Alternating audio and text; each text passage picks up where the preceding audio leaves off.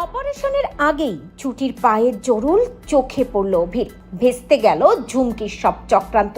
প্রতিজ্ঞা ধারাবাহিকে দেখা যায় স্বামীর দেওয়া শর্তে একের পর এক জিততেই থাকে ছুটি, যেটা দেখে কিছুতেই সহ্য করতে পারে না ওই ঝুমকি। অভি বাজার করে ঠকে গেল, নিজে বাজারে গিয়ে আবারও ঠিকঠাক জিনিসগুলো বাজার করে নিয়ে আসে ছুটি, আর নিজে হাতে বাড়ির সকলের জন্য রান্না করে সবাইকে তাক লাগিয়ে দেয়।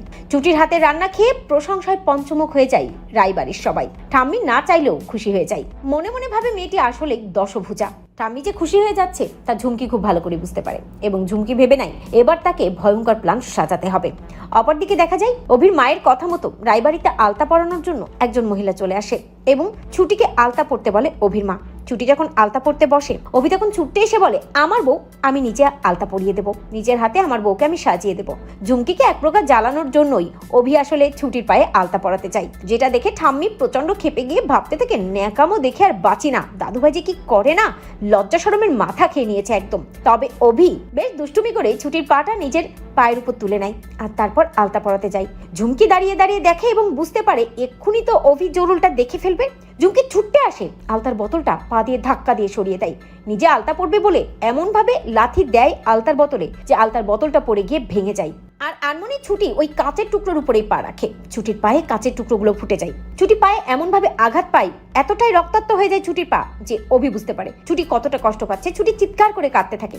অভি ছুটিকে কোলে তুলে নেয় এবং অভি ছুটিকে বলে, আমি আমি এক্ষুনি আপনাকে নিয়ে ডক্টরের কাছে যাচ্ছি, আপনার কিচ্ছু হবে না ছুটি, কিচ্ছু হবে না।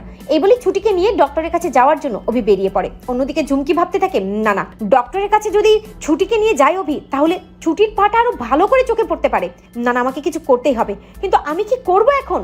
ঝুমকি বুঝতে পারে তাকে রুমা ম্যাডামকে ফোন করতে হবে। ঝুমকি রুমাকে ফোন করে সবটাই খুলে বলে। রুমা ঝুমকিকে বলে যে, আমি সব টাকা দিচ্ছি, টাকাটা নিয়ে তুমি এক্ষুনি হসপিটালে চলে যাবে, আর ডক্টরের সাথে আমরা কথা বলে নিচ্ছি, তুমি শুধু টাকাটা নিয়ে ডক্টরকে গিয়ে ওই টাকাটা দেবে, বাকিটা আমরা দেখছি। ঝুমকি বেরিয়ে পড়ে হসপিটালে যাওয়ার জন্য। অভি হসপিটালে ঢোকার আগেই ঝুমকি হসপিটালে পৌঁছে যায় এবং ঝুমকি ডক্টরের চেম্বারে চলে যায়। আর তারপর প্রমোটার আর রুমার নাম বলে। ডক্টর ঝুমকিকে বলে, রুমা ম্যাডামের সাথে আমার আগেই কথা হয়েছে। ঝুমকি মোটা অঙ্কের টাকা ডক্টরকে দেয়। ঝুমকি ডক্টরকে বলে, শুনুন ডক্টর, আপনাকে একটা কাজ করে দিতে হবে। যে মেয়েটির পায়ে কাচের টুকরো ফুটে গেছে, ওই মেয়েটির পা অপারেশন করতে হবে, এমনটাই আপনাকে মেয়েটির হাজবেন্ডকে বলতে হবে। আর তারপর অপারেশনটা করে ওর পায়ে যে জরুলটা আছে সেটা আপনি তুলে ফেলবেন। ডক্টর কিছুটা অবাক হয়ে ঝুমকিকে বলে, পায়ের জরুল তুলে ফেলতে হবে? এটা তো একটা বড় সার্জারি হয়ে গেল। ঝুমকি বলে, এই জন্যই তো আপনাকে এতগুলো টাকা দেওয়া হচ্ছে। আপনি খুব ভালো করে জানেন ওই প্রমোটার আর রুমার কথা না শুনলে আপনার কি অবস্থা হতে পারে। ডক্টরও আর কোনো কথা বলে না, ডক্টর রাজি হয়ে যায়। অন্যদিকে দেখা যায় যে ডক্টর বলে ডাকতে থাকে অভি। ঝুমকি আড়ালে লুকিয়ে পড়ে এবং ডক্টর যখন ছুটির পাটা চেক করে তখন ডক্টর ছুটিকে বলে, অপারেশন করতে হবে, পেশেন্টকে ভর্তি করে দিন, বাকিটা আমি দেখে নিচ্ছি। কাচের টুকরোগুলো এমনভাবে পায়ে ফুটে গেছে, অপারেশন না করলে কিন্তু এই টুকরোগুলো বের করা যাবে না। অভি ডক্টরকে বলে, যেটা করার আপনি দ্রুত করুন, আমি এক্ষুনি ভর্তি করে দিচ্ছি, আর যত টাকা লাগে আমি দিচ্ছি। ছুটিকে কেবিনে নিয়ে যাওয়া হয়। নার্স ছুটির পায়ের রক্তটা পরিষ্কার করতে থাকে। অন্যদিকে অভি ভর্তি সব কাজ করে ভেতরে চলে আসে। ছুটি কাতরাচ্ছে, যেটা দেখে অভি সহ্য করতে পারে না। অভি ভেতরে এসে মনটা খারাপ করে দাঁড়িয়ে থাকে এবং ভাবতে থাকে, আজকে আমার জন্যই ছুটির এই অবস্থা হলো।